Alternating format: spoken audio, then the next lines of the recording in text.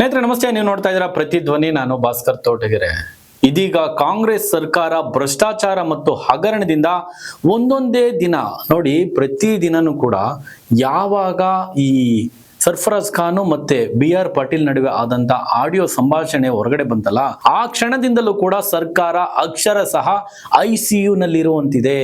ಯಾಕೆ ಈ ಮಾತನ್ನ ಹೇಳ್ತಾ ಇದೀವಿ ಅಂದ್ರೆ, ಇವತ್ತು HD ಕುಮಾರಸ್ವಾಮಿ ಅವರು ಸಿಡಿಸಿದಂತ ಆ ಒಂದು ಬಾಂಬ್ ಕಾಂಗ್ರೆಸ್ ಸರ್ಕಾರವನ್ನೇ ವಿಲ ಅಂತ ಒದ್ದಾಡುವಂತೆ ಮಾಡಿದೆ. HDK ಮಾಡಿರುವಂತ ಆ ಒಂದು ಆರೋಪ ಕಾಂಗ್ರೆಸ್ ಸರ್ಕಾರವನ್ನ ಇನ್ನಷ್ಟು ಸಂಕಷ್ಟಕ್ಕೆ ಸಿಲುಕಿಸಿದೆ. ಜಮೀರ್ ಅಹಮದ್ ಖಾನ್ ಅವರ ವಿರುದ್ಧ ಮಾಡಿರುವಂತ ಆ ಒಂದು ಆರೋಪ ಇದೆಯಲ್ಲ, HD ಕುಮಾರಸ್ವಾಮಿ ಅವರು, ಅದು ಸುಮ್ಮನೆ ಅಲ್ಲ, ಬಹಳ ಗಂಭೀರವಾದಂತ ಆರೋಪ ಮಾಡಿದ್ದಾರೆ. ಅಷ್ಟೇ ಅಲ್ಲದೆ BR ಪಾಟೀಲ್ ಅವರು ಇವತ್ತು ಕೂಡ ಸರ್ಕಾರದ ವಿರುದ್ಧ ಹರಿಹಾಯ್ದಿದ್ದಾರೆ. ಸುಮಾರು 17 ಕೋಟಿ ಕಾಮಗಾರಿ ನನಗೆ ಗೊತ್ತಿಲ್ದಿರ ಹಾಗೆ ಆಳಂದ ವಿಧಾನಸಭಾ ಕ್ಷೇತ್ರದಲ್ಲಿ ನಡೀತಾ ಇರುವಂತದ್ದು. ನಾನು ಈ ಕ್ಷೇತ್ರಕ್ಕೆ MLA, ಏನ್ ನಡೀತಾ ಇದೆ ಇಲ್ಲಿ? ನನ್ನನ್ನ ಹೊರತುಪಡಿಸಿ ನನ್ನ ಕ್ಷೇತ್ರದಲ್ಲಿ ಕಾಮಗಾರಿ ಮಾಡ್ತಾ ಇದ್ದಾರೆ. 17 ಕೋಟಿಯ ಕಾಮಗಾರಿಯ ಅವಶ್ಯಕತೆನೇ ಇರಲಿಲ್ಲ. ಸರ್ಕಾರದಲ್ಲಿ ಏನಾಗ್ತಾ ಇದೆ? ಭ್ರಷ್ಟಾಚಾರ ನಡೀತಾ ಇದೆ, ಹಗರಣ ನಡೀತಾ ಇದೆ.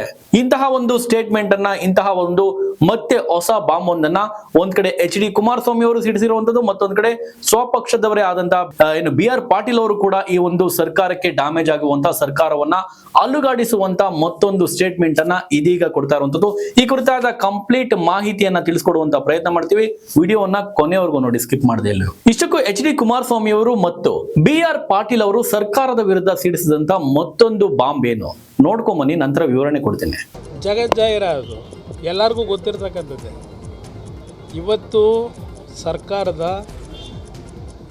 ಹಲವಾರು ಇಲಾಖೆಯಲ್ಲಿ ದುಡ್ಡನ್ನು ರಿಲೀಸ್ ಮಾಡಿಸ್ಕೋಬೇಕಾದ್ರೆ ಶಾಸಕರು ಅವ್ರು ಹೇಳ್ತಾರೆ, ಕೆಲವರು ಇದ್ದಾರೆ ಅದೇ ಜನ, ನಿಮ್ಮದೊಂದು ಲೆಟ್ರೇಟ್ ಕೊಡಿ ಸರ್ ಸಾಕು, ನಾವು ದುಡ್ಡು ತಗೊಂಬರ್ತೀವಿ ಅಂತ. ಹೆಸರಿಗೆ ಶಾಸಕರ ಲೆಟ್ರೇಟು, ಅಲ್ಲಿ ಮಿಡ್ಲ್ ಮ್ಯಾನ್ಗಳು ದುಡ್ಡು ಕೊಟ್ಟು ಹಣ ತರೋದು ಮಾಮೂಲಿ ಸರ್ವೇ ಸಾಮಾನ್ಯ ನಡೀತಾ ಇದೆ.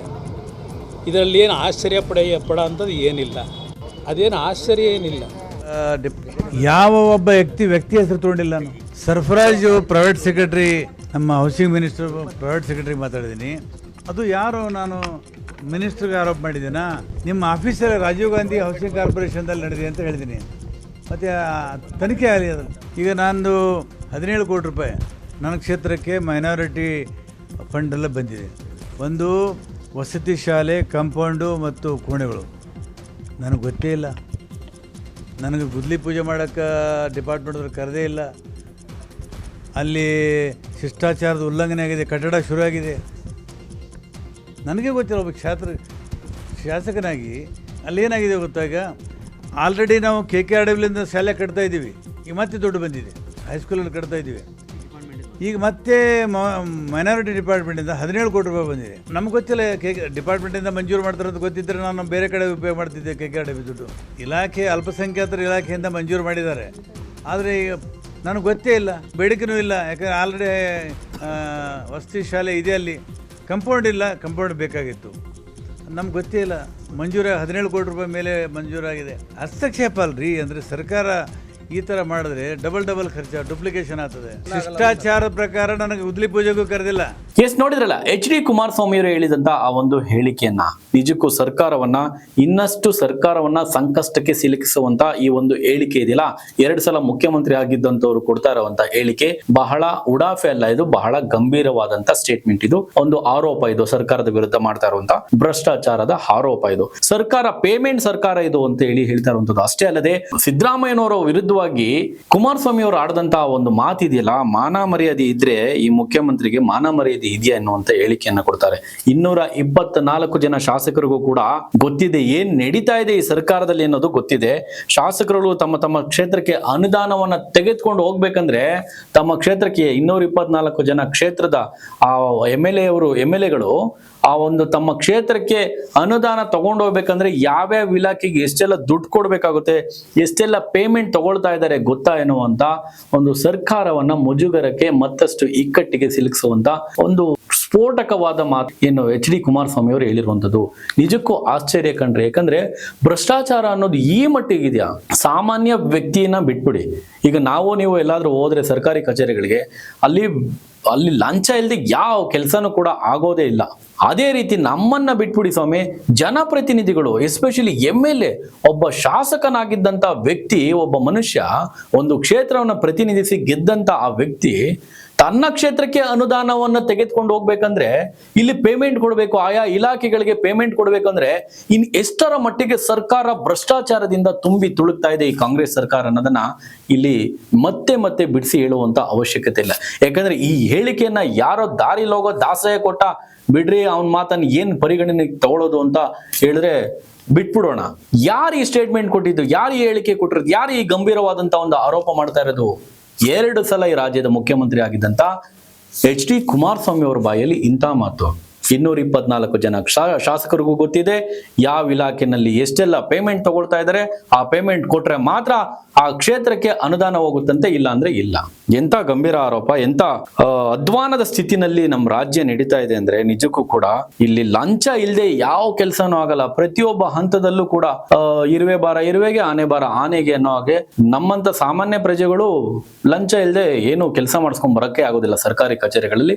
ಶಾಸಕರಿಗೂ ಅವ್ರಿಗೂ ಕೂಡ ಇಲಾಖೆಗಳಲ್ಲಿ ಅವ್ರಂದ್ರೆ ಅವರ ಕ್ಷೇತ್ರಗಳಿಗೆ ಅನುದಾನ ತಗೊಂಡೋಗ್ಬೇಕಂದ್ರೆ ಸರ್ಕಾರದಿಂದ ಅನುದಾನ ಬರುತ್ತಲ್ಲ, ಆಯಾ ಕ್ಷೇತ್ರಗಳಿಗೆ ಅನುದಾನ ಬರುತ್ತೆ. ರಸ್ತೆ ಕಾಮಗಾರಿ ಮಾಡೋದಕ್ಕೋ ಮತ್ತೊಂದು ಮಗದೊಂದು ಪ್ರತಿಯೊಂದಕ್ಕೂ ಅನುದಾನ ಬರುತ್ತೆ. ಆ ಅನುದಾನ ತಗೊಂಡೋಗೋದಕ್ಕೆ ಆ ಶಾಸಕ ಮಹಾಶಯ ಪೇಮೆಂಟ್ ಕೊಡ್ಬೇಕಂತೆ ಇಲಾಖೆಗಳಿಗೆ, ಆಯಾ ಇಲಾಖೆಗಳಿಗೆ ಸಂಬಂಧಪಟ್ಟಂತೆ. ಎಂತ ಸ್ಥಿತಿನಲ್ಲಿದೆ, ಎಂತ ದರಿದ್ರ ಸ್ಥಿತಿನಲ್ಲಿದೆ ಇದೆ ನಮ್ಮ ರಾಜ್ಯ ನೋಡಿ. ಇನ್ನು HK ಪಾಟೀಲ್ ಅವರು ಕೂಡ ಸರ್ಕಾರದ ವಿರುದ್ಧ ಅಕ್ರಮ ಗಣಿಗಾರಿಕೆ ವಿರುದ್ಧ ಬಾಂಬ್ ಸಿಡಿಸಿರುವಂತದ್ದು, ಅಕ್ರಮ ಗಣಿಗಾರಿಕೆಗೆ ಕುರಿತಂತೆ ಸರ್ಕಾರಕ್ಕೆ ಪತ್ರ ಬರೆದಿದ್ದಾರೆ. ಇದರ ವಿರುದ್ಧ ಕೂಡ ಅಂದ್ರೆ ಇದನ್ನು ಕೂಡ ಗಂಭೀರವಾಗಿ ಸರ್ಕಾರ ಪರಿಗಣಿಸಿದೆ. ಅದಕ್ಕೂ ಕೂಡ ಯಾವುದೇ ಪ್ರತಿಕ್ರಿಯೆ ಕೊಡದೆ ಮೌನಕ್ಕೆ ಶರಣಾಗಿರುವಂತದ್ದು. ಮೌನಂ ಸಮ್ಮತಿ ಲಕ್ಷಣಂ ಎನ್ನುವಂತೆ. ಸೊ ನೋಡಿ, ಇಲ್ಲೂ ಕೂಡ ಅಕ್ರಮ ಗಣಿಗಾರಿಕೆಗಳಲ್ಲೂ ಕೂಡ ಒಬ್ಬ ಹಿರಿಯ HK ಪಾಟೀಲ್ ಅಂದ್ರೆ ಹಿರಿಯ ಕಾಂಗ್ರೆಸ್ ಮುತ್ಸದಿ, ಅವರು ಕೂಡ ಪತ್ರ ಬರೀತಾರೆ, ಇಲ್ಲಿ ಅಕ್ರಮ ನಡೀತಾ ಇದೆ, ಒಂದ್ ಸ್ವಲ್ಪ ನೋಡಿ ಮುಖ್ಯಮಂತ್ರಿ ಸಾಹೇಬ್ರೆ ಏನ್ ನಡೀತಾ ಇದೆ ನೋಡಿ ಇಲ್ಲಿ ಅಂತ ಹೇಳಿ. ಸೊ ಅದಕ್ಕೂ ಕೂಡ ಇವರು ಮಣೆ ಹಾಕಿಲ್ಲ. ಸೊ ಇನ್ನು ಈ ವಿಷಯದ ಬಗ್ಗೆ ಮಾತನಾಡಿದ್ರೆ ಸುಮ್ಮನೆ ಇಷ್ಟೆಲ್ಲ ಹೇಳಿದ್ಮೇಲೆ ಮತ್ತೊಂದು ಹೇಳ್ತಾರೆ, ಉಪಮುಖ್ಯಮಂತ್ರಿ ಮಾಡಬೇಕಾಗಿತ್ತಂತೆ ಇವ್ರಿಗೆ ಅಂತೇಳಿ. ಯಾರಿಗೆ ಹೇಳ್ತಾರೆ ಈ ಹೇಳಿಕೆಯನ್ನ? ಈ ಒಂದು ಇದಕ್ಕೆ, ಈ ಒಂದು ಅಧ್ವಾನದ, ಈ ಒಂದು ಭ್ರಷ್ಟಾಚಾರದ ಈ ಕೂಪಕ್ಕೆ ಇವ್ರುಗಳನ್ನೆಲ್ಲ ಮಂತ್ರಿಗಳು ಮಾಡ್ಬೇಕಾಯ್ತು. ಇವರೆಲ್ಲ ಯಾವ ಸೀಮೆ ಮಂತ್ರಿಗಳು, ಯಾವ ಸೀಮೆ ನಾಯಕರು? ಇಂಥ ಒಂದು ಪುಣ್ಯಕ್ಕೆ ಈ ಅಪ್ಪನ ಉಪಮುಖ್ಯಮಂತ್ರಿ ಮಾಡ್ಬೇಕಾಗಿತ್ತ ಅಂತೇಳಿ ಅವರ ಹೆಸರನ್ನ ಹೇಳದೆ ಜಮೀರ್ ಅಹಮದ್ ಖಾನ್ ಅವರಿಗೆ HDK ಅವರು ಸರಿಯಾಗಿ ಟಾಂಗ್ ಕೊಟ್ಟಿರುವಂಥದ್ದು. ಇವ್ರನ್ನ ಜಮೀರ್ ಅಹಮದ್ ಖಾನ್ ಅವ್ರಿಗೆ ಉಪಮುಖ್ಯಮಂತ್ರಿ ಮಾಡ್ಬೇಕಾಯ್ತಂತೆ. ಇದೆಲ್ಲ ಬಿಡ್ರಿ, ಇದೆಲ್ಲ ಮಾತಾಡಿದ್ರೆ ಈ ಕೆಸರು ಮೇಲೆ ಕಲ್ಲೆತ್ತಾಕ್ದಂಗೆ ಆಗುತ್ತೆ ಅಂತೇಳಿ ಅಲ್ಲಿಂದನೇ ಹೊರಟ್ಬಿಡ್ತಾರೆ HD ಕುಮಾರಸ್ವಾಮಿ ಅವರು. ಯಾವ ಸ್ಥಿತಿಗೆ ಬಂದು ನಿಂತ್ಕೊಂಡಿದೆ ನೋಡಿ. ಇನ್ನು BR ಪಾಟೀಲ್ ಅವರ ಅಳ್ಳಲು ಏನಂದ್ರೆ, ತಮ್ಮ ಆಳಂದ ಕ್ಷೇತ್ರದಲ್ಲಿ, ಇದೀಗ ಆಳಂದ ಕ್ಷೇತ್ರದಲ್ಲಿ BR ಪಾಟೀಲ್ ಅವ್ರನ್ನ ಒಂದ್ ಕಡೆ ಇಡೋಣ, ಇನ್ನೊಂದ್ ಕಡೆ ಸ್ವತಃ ಅಲ್ಲಿ ಆ ಕ್ಷೇತ್ರದ ಜನತೆಯೇ ರೋಚಿಗೆದ್ದಿದ್ದಾರೆ. ಅಲ್ಲಿನ ಗ್ರಾಮ ಪಂಚಾಯತಿ ಅಧ್ಯಕ್ಷ PDO ವಿರುದ್ಧ ಬೀದಿಗಿಳಿದು ಪ್ರತಿಭಟನೆ ಮಾಡ್ತಾ ಇದ್ದಾರೆ. ನಮ್ಮ ಹತ್ರ ತೆಗೆದುಕೊಂಡಿದ್ದಂತ ಉಚಿತವಾಗಿ ಫ್ರೀಯಾಗಿ ಕೊಡುವಂತ, ಸರ್ಕಾರದಿಂದ ಫ್ರೀಯಾಗಿ ಕೊಡುವಂತ ಸೈಟ್ಗೆ ಆ ಒಂದು ರಾಜೀವ್ ಗಾಂಧಿ ಏನು ಯೋಜನೆಯಡಿ ಕೊಡುವಂತ ಆ ಉಚಿತ ನಿವೇಶನಗಳಿಗೆ ನಮ್ಮ ಹತ್ರ ಯಾಕೆ ದುಡ್ಡು ಕಿತ್ಕೊಂಡಿದ್ದೀರಿ? 15-20 ಸಾವಿರ 30 ಸಾವಿರ ಆ ದುಡ್ಡನ್ನು ವಾಪಸ್ ಕೊಡಿ ಅಂತೇಳಿ ಸ್ವತಃ ಅಧಿಕಾರಿಗಳಿಗೆ ದೊಂಬಲು ಬಿದ್ದಿದ್ದಾರೆ. ಚೀಮಾರಿ ಆಗ್ತಾ ಇದ್ದಾರೆ. ಅಲ್ಲಿನ ಕ್ಷೇತ್ರದ ಆ ಜನತೆ ಚೀಮಾರಿ ಆಗ್ತಾ ಇರುವಂಥದ್ದು, ರಸ್ತೆಗಿಳಿದು ಚೀಮಾರಿ ಆಗ್ತಾ ಇರುವಂಥದ್ದು. ಇನ್ನು BR ಪಾಟೀಲ್ ಅವರ ಅಡಲು ಏನಂದ್ರೆ, ಅದೇ ನಾನು ಆಗ್ಲೇ ಹೇಳಿದಾಗೆ ವಿಡಿಯೋ ಪ್ರಾರಂಭದಲ್ಲಿ ಹೇಳ್ಬಿಟ್ಟೆ, 17 ಕೋಟಿ ರೂಪಾಯಿನ KKRDB ಇಂದ ಮೌಲಾನಾ ಅಬ್ದುಲ್ ಕಲಾಂ ಆಜಾದ್ ವಸತಿ ಶಾಲೆಗೆ ಕಾಮಗಾರಿ ಆಗ್ತಾ ಇದೆ ಅಂತೆ. ನನ್ನ ಕ್ಷೇತ್ರದಲ್ಲಿ ನನಗೇ ಗೊತ್ತಿಲ್ಲ. ಅದೇ KKRDB ಇಂದ ಮೌಲಾನಾ ಅಬ್ದುಲ್ ಕಲಾಂ ಆಜಾದ್ ವಸತಿ ಯೋಜನೆಗೆ ಒಂದು ಕಾಂಪೌಂಡ್ ಕೊಟ್ಟುವಂತ ಒಂದು ಕೆಲಸ ಮಾಡ್ತಾ ಇದಾರಂತೆ. 17 ಕೋಟಿ ರೂಪಾಯಿ ಬಿಡುಗಡೆ ಆಗಿದೆ. ಶಂಕುಸ್ಥಾಪನೆ ಕೂಡ ಮಾಡಿರುವಂಥದ್ದಲ್ಲಿ ಬುದ್ಲಿ ಪೂಜೆ ಮಾಡಿ ಹೋಗಿದ್ದಾರೆ. ಅವ್ರಿಗೆ ಸ್ವತಃ ಕಾಂಗ್ರೆಸ್ ಪಕ್ಷದ ಶಾಸಕರಿಗೆ ಅವ್ರಿಗೆ ಗೊತ್ತಿಲ್ವಂತ ಇಲ್ಲಿ ಏನ್ ನಡೀತಾ ಇದೆ, ಏನ್ ಆಗ್ತಾ ಇದೆ ಅನ್ನೋಂಥದ್ದನ್ನ BR ಪಾಟೀಲ್ ಅವರು ತಮ್ಮ ಆಕ್ರೋಶವನ್ನು ಹೊರಗಡೆ ಹಾಕಿದ್ದಾರೆ. ಇನ್ನು ವಿರೋಧ ಪಕ್ಷದ ಏನು BJP ಪಕ್ಷದ ನಾಯಕರುಗಳು R ಅಶೋಕ್, ವಿಜೇಂದ್ರ, ಪ್ರಹ್ಲಾದ್ ಜೋಶಿ ಅವರು ಸರ್ಕಾರದ ಈ ಭ್ರಷ್ಟಾಚಾರ, ಈ ಲಂಚಾವತಾರಕ್ಕೆ ಅವರು ಕೂಡ ಸಿಡಿದು ಬಿದ್ದಿದ್ದಾರೆ. ಪ್ರಹ್ಲಾದ್ ಜೋಶಿ ಮತ್ತೆ ಆಗ್ಲೇ ಹೇಳಿದಾಗ ವಿಜೇಂದ್ರ ಮತ್ತೆ R ಅಶೋಕ್ ಅವರು ಬ್ರಹ್ಮಾಂಡ ಭ್ರಷ್ಟಾಚಾರ ತನಿಖೆ ಆಗ್ಲೇಬೇಕು ಅಂತೇಳಿ R ಅಶೋಕ್ ಅವರು ತಮ್ಮ ಹೇಳಿಕೆಯನ್ನ ಕೊಟ್ಟಿದ್ದಾರೆ. ಬ್ರಹ್ಮಾಂಡ ಭ್ರಷ್ಟಾಚಾರ ಅಂತೇಳಿ ಇದನ್ನ ಬಣ್ಣಿಸಿದ್ದಾರೆ. ಬ್ರಹ್ಮಾಂಡ ಭ್ರಷ್ಟಾಚಾರ ಯಾರೇನಾಗಿದ್ರೆ BJP ಸರ್ಕಾರ ಏನು ಸಾಚನ? ಇಲ್ಲೆಲ್ಲರೂ ಕೂಡ ನಿಜಕ್ಕೂ ಯಾರೊಬ್ರು ಕೂಡ ಜನರಿಗೋಸ್ಕರ ಪ್ರಜಾಪ್ರಭುತ್ವ ಅಂತ ನಾವು ಹೇಳಿದ್ದು ಎಲೆಕ್ಷನ್ ಟೈಮ್ಗಳಲ್ಲಿ ಮತದಾರರಿಗೆ ಕಾಲಿಗೆ ಬಿದ್ದಿದ್ದು ನಿಜಕ್ಕೂ ಯಾರೊಬ್ರು ಕೂಡ ಸಾಚಾಗಳಲ್ಲ. ಈಗ ಏನು ಅಶೋಕ್ ಅವರು ಕೂಡ ಮಾಡ್ತಾ ಇದ್ದಾರೆ, BJP ಸರ್ಕಾರದಲ್ಲೂ ನಡೆದಿರುವಂಥದ್ದು, ಕುಮಾರಣ್ಣ ಮಾಡ್ತಾ ಇದ್ದಾರಲ್ಲ ಅವ್ರ ಸರ್ಕಾರದಲ್ಲೂ ಅದೇ ಕತೆ. ಬಟ್ ಒಂದು ಸ್ವಲ್ಪ ಕಡಿಮೆ ಇರ್ಬೋದೇನೋ ಪರ್ಸೆಂಟೇಜು. ಬಟ್ ಇವ್ರ ಸರ್ಕಾರದಲ್ಲೂ ಅದೇ, ಕಾಂಗ್ರೆಸ್ನಲ್ಲಿ ಎಲ್ಲ ಒಂದೇ ಮುಖದ ನಾಣ್ಯಗಳಂತಾನೆ ಹೇಳ್ಬೋದು. ಇನ್ನು ಸಿದ್ದರಾಮಯ್ಯ ಮೌನಕ್ಕೆ ಯಾಕೆ ಮೌನ ಆಗ್ಬಿಟ್ರು ಅಂತೇಳಿ ಅಶೋಕ್ ಕೂಡ ವಾಗ್ದಾಳಿ ನಡೆಸಿದ್ದಾರೆ. ಇನ್ನು ವಿಜೇಂದ್ರ ಅವರು ಬಿ ಆರ್ ಪಾಟೀಲ್ಗೆ ಸ್ವಪಕ್ಷದಿಂದಲೇ ಬಾಯಿ ಮುಚ್ಕೊಂಡಿರ್ರಿ, BR ಪಾಟೀಲ್ ಯಾಕ್ರಿ ಇದೆಲ್ಲ, ಯಾಕೆ ಬೇಕು ನಿಮ್ಗೆ ಈ ಉಸಾಬರಿ ಎಲ್ಲ, ಯಾಕೆ ಈ ರೀತಿ ಭ್ರಷ್ಟಾಚಾರ ಆರೋಪ ಮಾಡ್ತಾ ಇದ್ದೀರಿ, ಸರ್ಕಾರವನ್ನ ಸಂಕಷ್ಟಕ್ಕೆ ಯಾಕೆ ಸಿಲುಕಿಸ್ತಾ ಇದ್ದೀರಿ, ಬಾಯಿ ಮುಚ್ಕೊಂಡು ಹಿರಿ ಅಂತೇಳಿ ಬೆದರಿಕೆ ಆಗ್ತಾ ಇದ್ದಾರೆ ಅಂತೇಳಿ ವಿಜೇಂದ್ರ ಅವರು ಹೇಳಿಕೆಯನ್ನ ಕೊಟ್ಟಿದ್ದಾರೆ. ಇನ್ನು ಪ್ರಹ್ಲಾದ್ ಜೋಶಿ ಅವರು ಸರ್ಕಾರ ನಾನೇನಾದ್ರೂ ಒಂದು ಆ ಸರ್ಕಾರದ ಈ ಹಗರಣಗಳನ್ನ ಬಾಯಿ ಬಿಟ್ಬಿಟ್ರೆ ಸರ್ಕಾರನೇ ಅಲ್ಲಾಡೋಗ್ಬಿಡಿದೆ ಅಂತೇಳಿ BR ಪಾಟೀಲ್ ಹೇಳಿದ್ರಲ್ಲ, ಅದನ್ನ ಮತ್ತೆ ಪ್ರಹ್ಲಾದ್ ಜೋಶಿ ಅವರು ಉಚ್ಚಾರಣೆ ಮಾಡಿದ್ದಾರೆ. ಇನ್ನು ಇದೆಲ್ಲವನ್ನು ಹೊರತುಪಡಿಸಿ ನೋಡೋದಾದ್ರೆ ಗ್ರಾಮ ಪಂಚಾಯತಿ ಅಧ್ಯಕ್ಷ ಮತ್ತು PDO ವಿರುದ್ಧ ಆಳಂದರ ಜನತೆ ಈಗ ರೊಚ್ಚಿಗೆದ್ದಿರುವಂಥದ್ದು. ಒಟ್ಟಾರೆ ಆಳಂದ ವಿಧಾನಸಭಾ ಕ್ಷೇತ್ರದ ಶಾಸಕರ ಅಳಲು ಸದ್ಯಕ್ಕಂತೂ ಸ್ಟಾಪ್ ಆಗುವಂತೆ ಇಲ್ಲ, ಕಾಣ್ತಾ ಇಲ್ಲ. ಈ ಪ್ರಕರಣ ಇನ್ನು ಎಲ್ಲಿಗೆ ಹೋಗಿ ಬಂದು ನಿಲ್ಲದೆ ಗೊತ್ತಿಲ್ಲ. ಈಗಾಗಲೇ ಹಿರಿಯರ ನಾಯಕರಾದಂತ HK ಪಾಟೀಲ್ ಅವರು ಕೂಡ ಗಣಿ ಇಲಾಖೆನಲ್ಲಿ ಅಕ್ರಮ ಗಣಿಗಾರಿಕೆ ನಡೀತಾ ಇದೆ ಅಂತ ಹೇಳಿ ಒಂದು ಪತ್ರ ಬರೆದಿದ್ದಾರೆ ಸರ್ಕಾರಕ್ಕೆ. ಅದಕ್ಕೂ ಕೂಡ ಏನೂ ಉತ್ತರ ಇಲ್ಲ.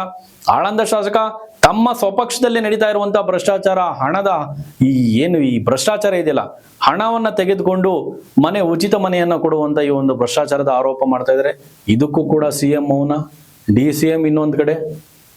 ಏನ್ ನಡೀತಾ ಇದೆ ರಾಜ್ಯ ಸರ್ಕಾರದಲ್ಲಿ, ಈ ಸರ್ಕಾರ ಏನ್ ನಡೆಸ್ತಾ ಇದ್ದಾರೆ ನಿಜಕ್ಕೂ ಕೂಡ ಹೇಸಿಗೆ ಹುಟ್ಟಿಸುವಂಥದ್ದು. ಸ್ನೇಹಿತರೆ, ನಿಮ್ಮ ಅನಿಸಿಕೆಯನ್ನು ಇದರ ಕುರಿತಾಗಿ ಈ ಭ್ರಷ್ಟಾಚಾರ, ಲಂಚ ಆರೋಪ ಇದರ ಕುರಿತು ನಿಮ್ಮ ಅನಿಸಿಕೆಯನ್ನು ಕಮೆಂಟ್ ಮಾಡಿ. ಧನ್ಯವಾದಗಳು. ಹೆಚ್ಚಿನ ವಿಡಿಯೋಗಳಿಗೆ ಪ್ರತಿಧ್ವನಿ YouTube ಚಾನೆಲ್ ಸಬ್ಸ್ಕ್ರೈಬ್ ಮಾಡಿ, ಬೆಲ್ ಐಕಾನ್ ಕ್ಲಿಕ್ ಮಾಡಿ.